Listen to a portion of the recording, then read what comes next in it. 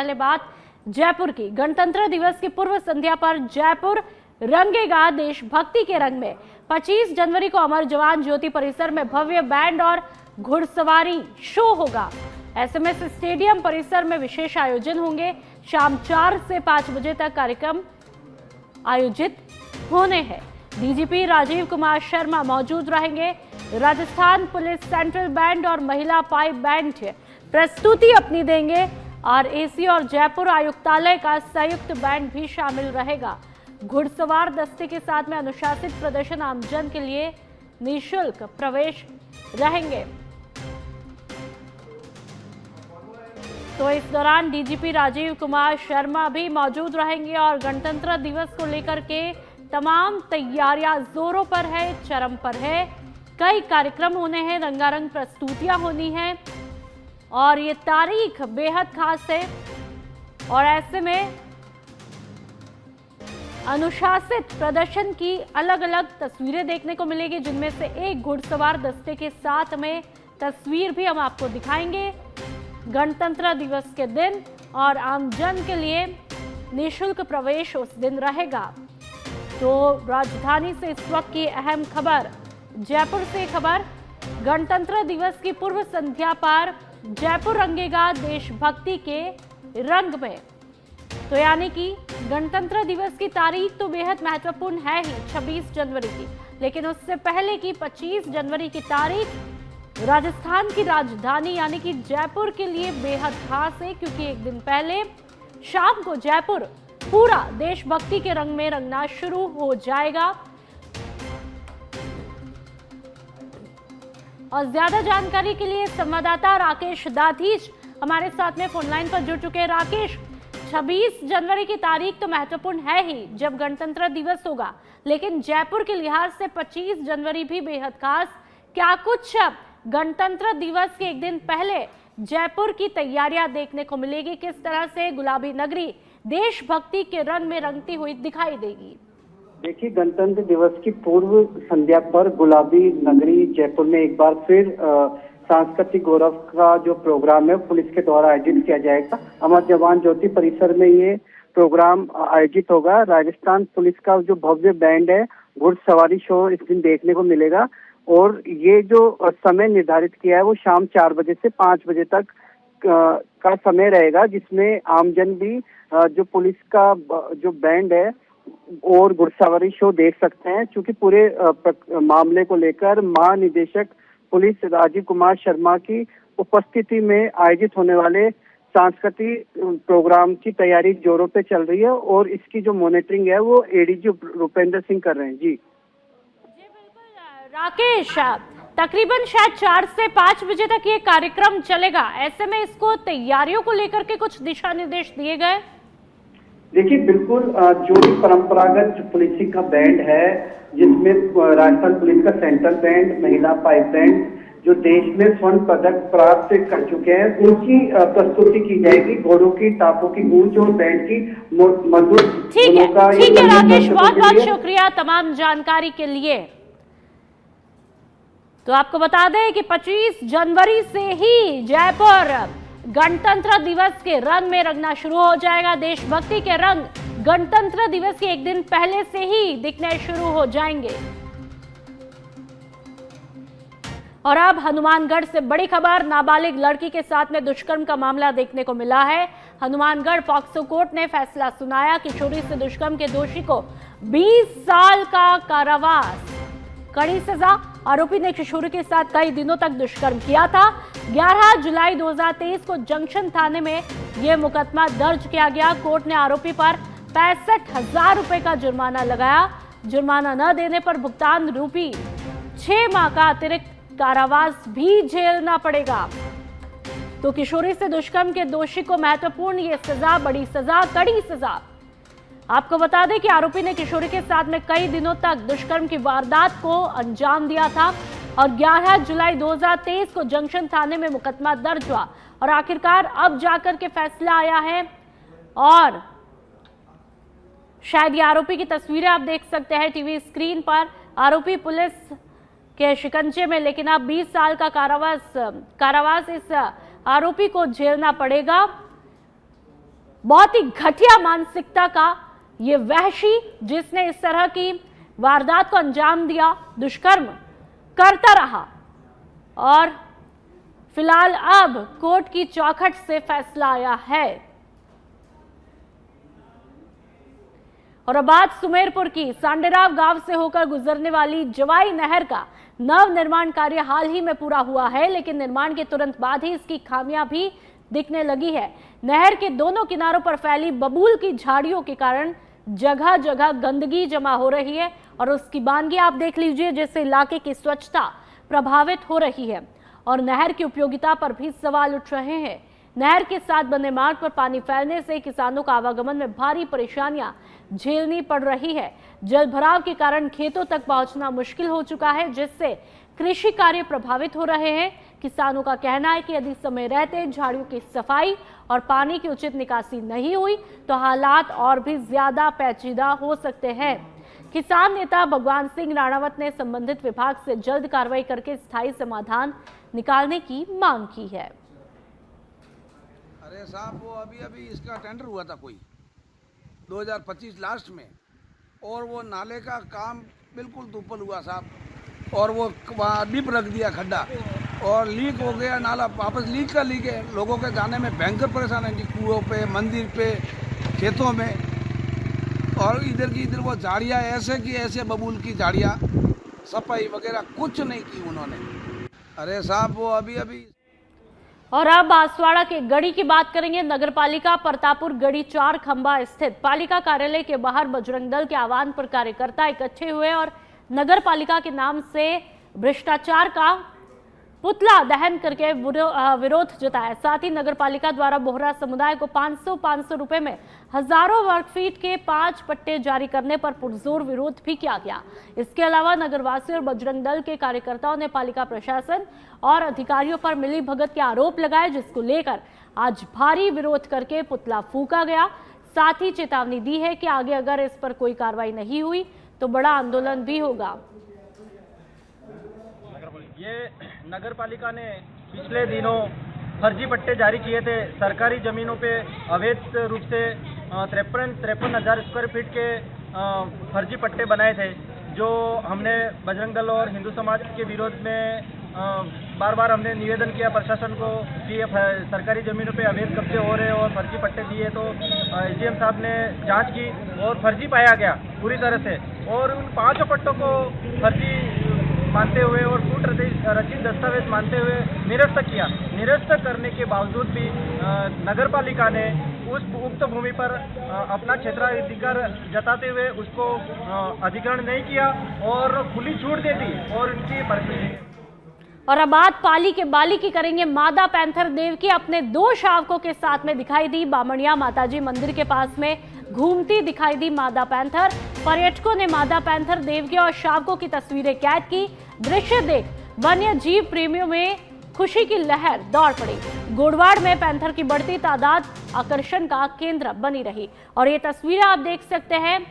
मादा पैंथर देव की अपने 2 शावकों के साथ में दिखाई देती है और बहुत ही खूबसूरत ये तस्वीरें आप देख सकते हैं। और अब बात जालौर के भीनमार के राजकीय उच्च माध्यमिक विद्यालय में ब्लॉक निष्पादन बैठक का आयोजन किया गया, जिसकी अध्यक्षता उप जिला कलेक्टर मोहित कासनिया ने की है।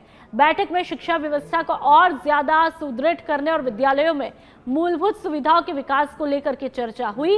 उप जिला कलेक्टर मोहित कासनिया ने सभी विद्यालय परिसर में वाटर हार्वेस्टिंग संरचनाओं के निर्माण पर खासा जोर दिया और बालिका शिक्षा को प्रोत्साहित करने की आवश्यकता भी बताई। उन्होंने कहा, गुणवत्तापूर्ण शिक्षा के साथ ही संसाधनों का संरक्षण समय की जरूरत है। तो वहीं मुख्य ब्लॉक शिक्षा अधिकारी गजेंद्र कुमार दिवासी ने बोर्ड परीक्षाओं की तैयारियों, राष्ट्रीय पोषाहार कार्यक्रम और विभागीय कार्यप्रणाली की जानकारी देते हुए समयबद्ध और गुणवत्तापूर्ण कार्य निष्पादन के निर्देश दिए। और अब बात धौलपुर के सरमथुरा में मकान में भीषण आग लगी है। इस्लामपुरा महाकालेश्वर रोड की एक घटना बताई जा रही है। अज्ञात कारणों से मकान में आग लगी, लाखों रुपए के नुकसान का अनुमान बताया जा रहा है। मौके पर भारी संख्या में भीड़ जुटी हुई है। सूचना के बाद करीब 1 घंटे देरी से फायर ब्रिगेड मौके पर पहुंची। आग पर काबू पाने की कोशिशें की जा रही है। हादसे में जनहानि की कोई सूचना नहीं, ये बड़ी राहत की बात है। तो क्या कुछ कारण रहे, फिलहाल इसका खुलासा नहीं हुआ। अभी बताया जा रहा है कि अज्ञात कारणों से मकान में आग लगी। लाखों रुपए के नुकसान का अनुमान है। मौके पर भारी तादाद में लोग जमा हो गए हैं, लेकिन पॉजिटिव बात यह है कि कोई जनहानि नहीं होती है। और 1 घंटे देरी से फायर ब्रिगेड मौके पर पहुंचती है, एक बड़ी लापरवाही, और आग पर काबू पाने के प्रयास जारी है। और ये तस्वीरें आप देख सकते हैं, आग के लपटों को आप देख सकते हैं। इन तस्वीरों को देखकर ही आप अंदाजा लगा सकते हैं कि हालात क्या कुछ रहे होंगे। बात कपासन की, होमगार्ड जवानों ने अपनी लंबित मांगों को लेकर के स्थानीय विधायक अर्जुन लाल जीनगर से मुलाकात करके राज्य सरकार के नाम ज्ञापन सौंपा है। तस्वीरें आप देख लीजिए। जवानों ने बताया कि महंगाई भत्ता, नियमित ड्यूटी, पीएफ सुविधा और सेवा आयु 58 से बढ़ा करके 60 साल करने को लेकर राजस्थान उच्च न्यायालय के द्वारा आदेश जारी किए जा चुके हैं, लेकिन अब तक इन आदेशों को लागू ही नहीं किया है। होमगार्ड जवानों का कहना है कि लंबे समय से मांगे लंबित होने के कारण उन्हें आर्थिक और सामाजिक परेशानियों का सामना करना पड़ रहा है। जवानों ने विधायक से आग्रह किया कि वे विधानसभा में इस विषय को उठाकर न्यायालय के आदेशों को जल्द लागू करवाएं। इस पर विधायक अर्जुन लाल जीनगर ने होमगार्ड जवानों को आश्वासन दिया कि उनकी मांगों के समाधान के लिए वे सरकार के लेवल पर पूरा प्रयास करेंगे।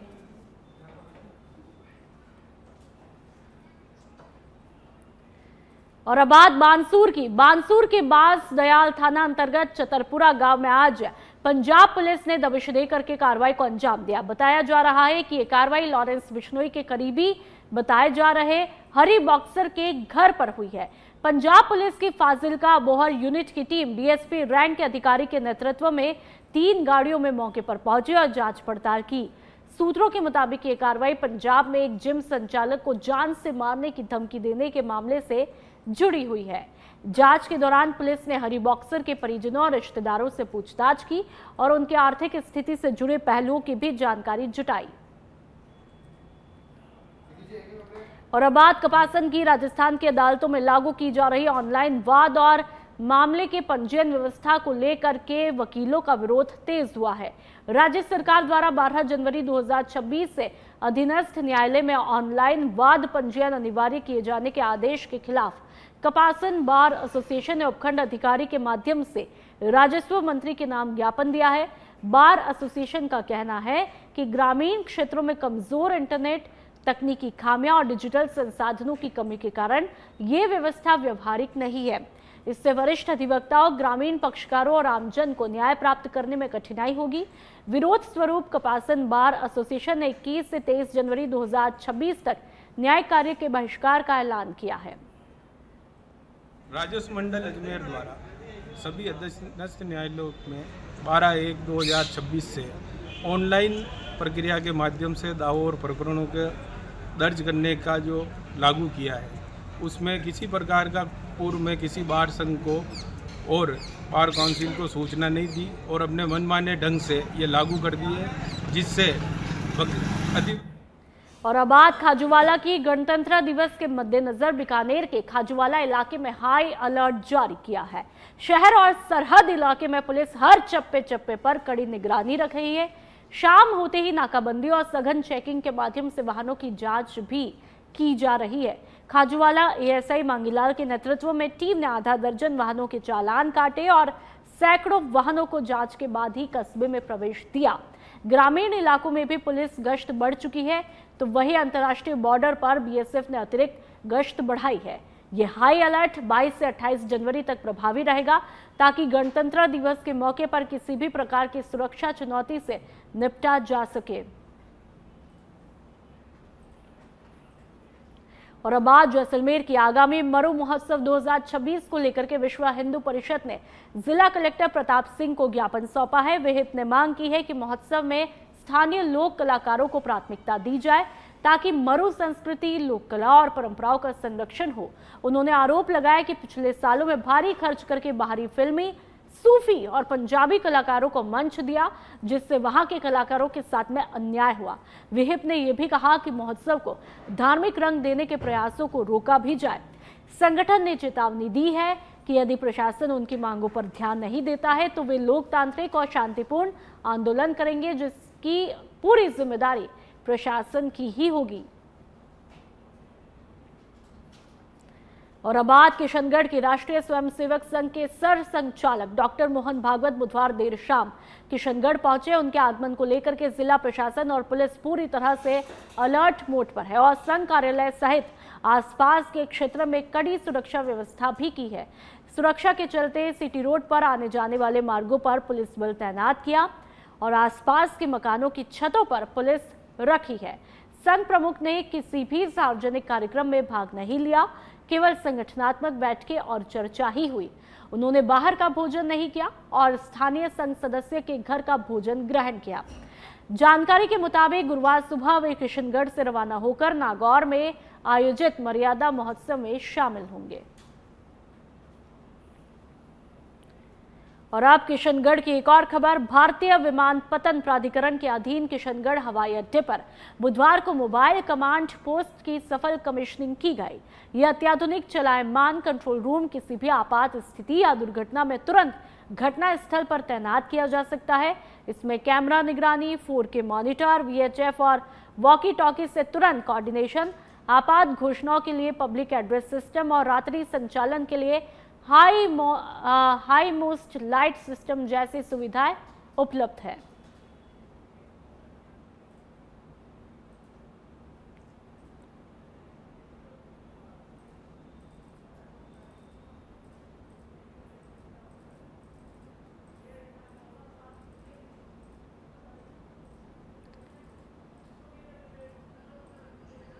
तो लगातार आपको ये खबर बता रहे हैं। और अब अगली खबर की बात करेंगे। भिलवाड़ा जिले के रायला से बड़ी खबर। रायला कस्बे में चोरों के हौसले काफी बुलंद है, जहां पर अजमेर भिलवाड़ा राष्ट्रीय राजमार्ग 48 पर स्थित एक मकान में दिन दहाड़े लाखों की चोरी की वारदात को अंजाम दिया। सामान आप देख सकते हैं पूरी तरह से बिखरा हुआ है। बुधवार दोपहर करीब 2:30 बजे चोरों ने पुलिस थाने से कुछ ही दूरी पर स्थित सूने मकान को निशाना बनाया। और अब बात जोधपुर की। सरदारपुरा थाना क्षेत्र में एक बुजुर्ग महिला के साथ में शातिर तरीके से लाखों की ठगी का मामला देखने को मिला है।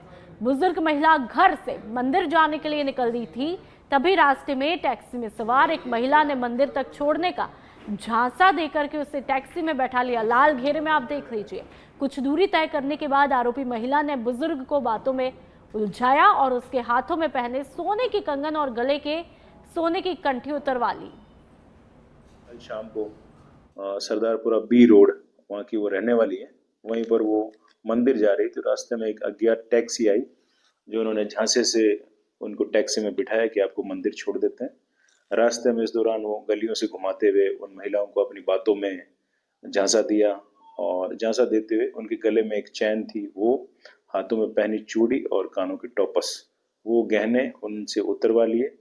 जब महिला से पूछताछ की गई तो उन्होंने बताया कि इस प्रकरण के दौरान उनको इस तरह। और अब जयपुर से एक और खबर। मुख्यमंत्री भजनलाल शर्मा सुबह 11:30 बजे सीएमओ में मौजूद रहे। दोपहर 12 बजे मुख्यमंत्री ने मंत्रिमंडल और मंत्रिपरिषद की बैठक की अध्यक्षता की। कैबिनेट बैठक में प्रदेश हित में कई फैसले लिए गए। बैठक के बाद मुख्यमंत्री देर रात तक राजकीय कार्यों में व्यस्त रहे। सीएमओ में वरिष्ठ अधिकारी साथ में मौजूद है, अभी सीएमओ में है और कैबिनेट की बैठक में प्रदेश हित में कई अहम फैसले लिए गए।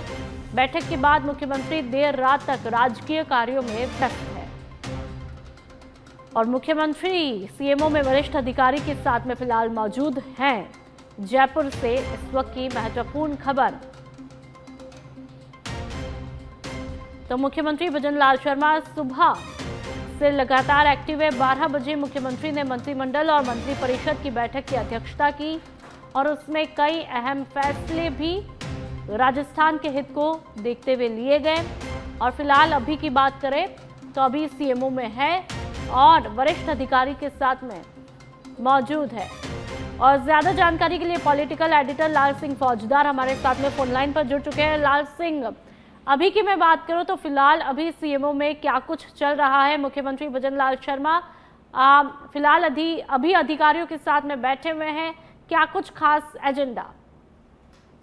देखिए, आज उनका पूरा हम दिन के कार्यक्रम की चर्चा करें नकुल, तो अभी तक उनका सीएमओ में होना, अधिकारियों से चर्चा करना, ये बताता है कि प्रदेश को विकसित राजस्थान बनाने के लिए मुख्यमंत्री भजनलाल शर्मा कितने समर्पित भाव से काम कर रहे हैं। आप देखिए, 11:30 बजे आज सीएमओ पहुंचते हैं।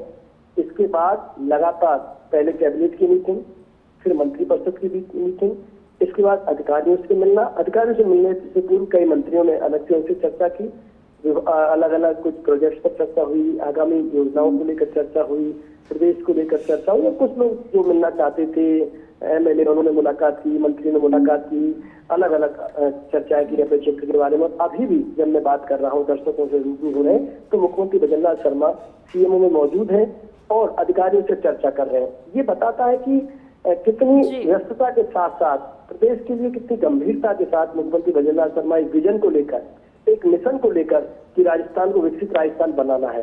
अंत्योदय के भाव के साथ पंक्ति में अंतिम खड़े व्यक्ति को न्याय का एहसास कराना है, उसको समानता का हक देना है, उसको वो अधिकार देना है जिसका वो हक रखता है। यानी कि प्रदेश की खुशहाली के लिए, आम व्यक्ति की कल्याण के लिए समर्पित भाव से मुख्यमंत्री भजनलाल शर्मा काम कर रहे हैं, इस बात का प्रतीक है। जी ठीक है, बहुत बहुत शुक्रिया लाल सिंह जी तमाम जानकारी के लिए। और अब बात बालोतरा की। ग्राम सांगरानाठी में अतिरिक्त जिला कलेक्टर भुवनेश्वर सिंह चौहान की अध्यक्षता में रात्रि चौपाल का आयोजन किया गया। चौपाल में बड़ी संख्या में ग्रामीण जन मौजूद रहे और उन्होंने अपनी समस्याएं सीधे प्रशासन के सामने रखी। ग्रामीणों ने पेयजल, विद्युत आपूर्ति, सड़क मरम्मत, राजस्व मामला, पट्टा वितरण, सामाजिक सुरक्षा पेंशन, आवास योजनाएं, स्वच्छता, चिकित्सा और शिक्षा से जुड़े मुद्दे प्रमुखता से उठाए।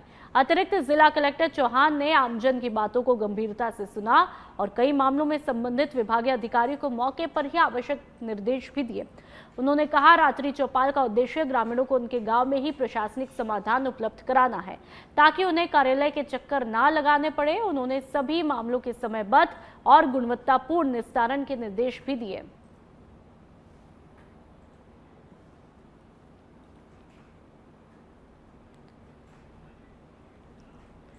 और अब बात लोहा घाट की। सुतेड़ा गांव की 50 साल की मोती देवी, जो कि कोरोना काल में गंभीर संक्रमण के कारण अपना दाहिना पैर गंवा बैठी थी, बीते 5 सालों से अपने ही घर में कैद होकर जीवन जी रही थी। न साधन थे और न ही उम्मीद। ऐसे में सरकार जनता के द्वार कार्यक्रम उनके लिए जीवन बदलने वाला साबित हुआ। 7 जनवरी को चौमेल में आयोजित जनता दरबार में मोती देवी को जिलाधिकारी मनीष कुमार के सामने पेश किया गया। डीएम ने मामले को गंभीरता से लेते हुए समाज कल्याण विभाग और अन्य अधिकारियों से कोऑर्डिनेशन किया। लगातार कोशिशों के बाद में तकनीकी टीम के द्वारा मोती देवी को कृत्रिम पैर पहनाया गया। जब वह अपने पैरों पर खड़ी हुई तो ये केवल शारीरिक नहीं बल्कि आत्मसम्मान की जीत थी। जगदलपुर की बात करेंगे। छत्तीसगढ़ के जगदलपुर से मात्र 7 किलोमीटर की दूरी पर नेशनल हाईवे रायपुर जगदलपुर के ऊपर मेटावाड़ा गांव में अज्ञात कार चालक के द्वारा भालू को टक्कर मारने का मामला देखने को मिला है। इस हादसे में भालू की मौत हुई है, तो वहीं इस मामले में वन विभाग के अधिकारियों का कहना है कि सुबह के 5 से 6 के बीच में मादा भालू के घायल अवस्था में होने की सूचना मिली थी। जब तक वन विभाग की टीम मौके पर पहुंचती उससे पहले भालू ने दम तोड़ दिया था। ब्लर करके हमने ये तस्वीरें आप तक पहुंचाई है। यहाँ किसी से फ़ोन से जानकारी मिला कि एक्सीडेंट में एक भालू घायल अवस्था में है, तो हमने तुरंत स्टाफ को रवाना किया। मैं खुद भी यहाँ पहुँच गया तो देखे तो यहाँ मृत अवस्था में है। लगभग सुबह 4-5 बजे आसपास की लग रहा है। अभी हम अज्ञात वाहन के खिलाफ वन अपराध पंजीबद्ध कर भालू के शव को अपने कब्जे में ले लिए हैं। पीएम करा के इसका मौत का कारण वो पता करेंगे, आगे कार्रवाई जारी है। वन्य जीव यहाँ पर कई दिनों से ये भ्रामक सूचनाएं भी मिल रही है कि बाघ घूम रहा है, भालू घूम रहे हैं। इनके बचाव के लिए भी वन विभाग जगदलपुर के डिमारपाल स्थित स्वर्गीय Baliram Kashyap memorial government medical college परिसर में मानव अंग जैसी दिखने वाली वस्तु को श्वान के द्वारा नोचे जाने का वीडियो वायरल होने से हड़कंप मचा हुआ है। वीडियो आपने देखा, ये घटना गर्ल्स हॉस्टल परिसर की बताई जा रही है, जिससे कॉलेज में पढ़ने वाली छात्राओं और विद्यार्थियों में भय का माहौल है। हैरानी की बात तो ये है कि सैकड़ों छात्रों वाले इस मेडिकल कॉलेज में सीसीटीवी और सुरक्षा गार्ड की मौजूदगी के बावजूद ऐसी संदिग्ध वस्तु का मिलना सुरक्षा व्यवस्था पर सवाल खड़े करता है। तो मैंने उसके बारे में मतलब खोजबीन करवाई। हमारे यहाँ बायोमेडिकल इंजीनियर है और जहाँ इसका एक प्रोसेस होता है बायोमेडिकल इंजीनियरिंग का, जो मतलब इसको करने की एक प्रक्रिया होती है, वहाँ पर हमारे पास डीप पिट में ये सब डलवाया जाता है। जब हमने वीडियो को देखा और हमारी एक मीटिंग भी हुई थी HODs की, जिसमें सर्जन भी थे, उन्होंने इस वीडियो को देखा, कहा इतना बड़ा ऑर्गन तो हम लोग निकालते नहीं, ऑपरेशन में बहुत छोटे छोटे ऑर्गन्स होते हैं, होते कोई लिम्ब वगैरह एम्पुटेशन होता है, बट वो लिम्ब दिख नहीं रहा है। ये जो ऑर्गन है एक तो बहुत बड़ा है, स्टमक हो सकता है, और ब्रेन की सर्जरी तो। छत्तीसगढ़ के सूरजपुर में कोयला चोरी के एक बड़े मामले का खुलासा हुआ है। चौकी खड़गवा पुलिस ने जगन्नाथपुर ओपन कास्ट कोयला खदान से ट्रक ट्रॉला के जरिए कोयला चोरी करने वाले 3 आरोपियों को गिरफ्तार किया है। पुलिस ने आरोपियों के कब्जे से लाखों रुपए मूल्य का चोरी का कोयला, ट्रक ट्रॉला और मोबाइल फोन जब्त किए। ये मामला 15 जनवरी 2026 का है, जब खदान से FSA के तहत KSK महानदी पावर कंपनी को सप्लाई किया जाने वाला कोयला नियमों को दरकिनार करके चोरी किया गया। खड़गवा चौकी के अंतर्गत जगन्नाथपुर ओपन कास्ट माइंस पड़ता है, जिसमें आरोपी गढ़ों के द्वारा जो है एक ट्रक को लोड किया गया था और बिना कांटा तौल कराए जो है वहाँ माइंस से निकाला गया और उसको बेचने के इरादे से वो लोग लेकर भाग रहे थे और चठिरमा पेट्रोल पंप के पास में उन्होंने ट्रक को खड़ा कर दिया था। मुखबिर से चौकी में सूचना प्राप्त हुई और सूचना प्राप्ति के बाद लोरमी थाना क्षेत्र के ग्राम झजपुरी में धार्मिक भावनाओं को ठेस पहुंचाने की गंभीर घटना में मुंगेली पुलिस ने तुरंत कार्रवाई करते हुए आरोपी राजेश साहू निवासी झजपुरी को गिरफ्तार किया और न्यायिक रिमांड पर जेल भेजा है। पुलिस के मुताबिक 16 जनवरी 2026 की रात ठाकुर देव चौक स्थित सतनामी समाज के पवित्र जैत खाम को आग के हवाले किया था, जिससे इलाके में तनाव फैला है। फॉरेंसिक जांच और सीसीटीवी फुटेज के विश्लेषण के आधार पर सिर्फ 3 दिनों में आरोपी की पहचान हुई है। आरोपी के कब्जे से कई चीजें भी बरामद की है।